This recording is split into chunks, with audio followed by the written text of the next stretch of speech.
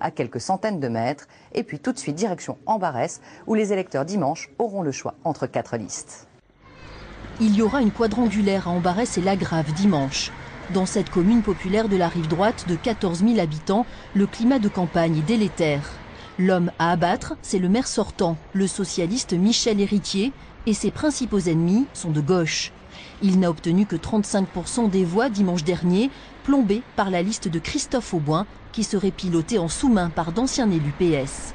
C'est une liste qui est, bon, on peut le dire, parce que ça dit sur la commune, c'est une liste qui est instrumentalisée par des personnes dont le seul but est de me faire chuter.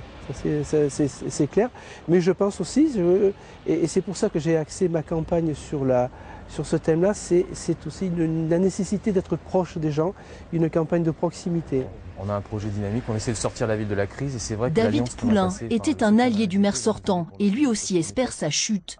Ancien socialiste, ce candidat se dit aujourd'hui sans étiquette et vient d'obtenir le soutien d'Alain Juppé. David Poulain veut attirer les électeurs de tous bords.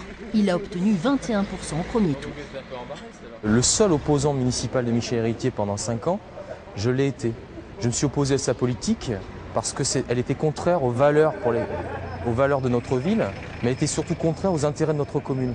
C'est-à-dire qu'on avait l'impression d'avoir une caste à la tête de notre ville, arrogante, qui n'écoutait plus la population. Fort de ses 18% au premier tour, le candidat FN Jérémy Hernandez a fait le choix de se maintenir pour troubler le jeu dans cette commune historiquement ancrée à gauche. La seule vraie liste de droite, dit-il, c'est la sienne. La liste Front National est maintenue sur la commune d'Ambarès et Lagrave. Elle est là pour montrer qu'il y a une autre gestion possible de cette commune à travers et au-delà des clivages menés par différentes listes pour faire tomber le maire sortant et pour essayer de remporter la communauté urbaine avec une majorité plus qu'absolue. À 3 jours du second tour, impossible de joindre Christophe Auboin. À ces 4 listes, il faut rajouter une inconnue, l'abstention.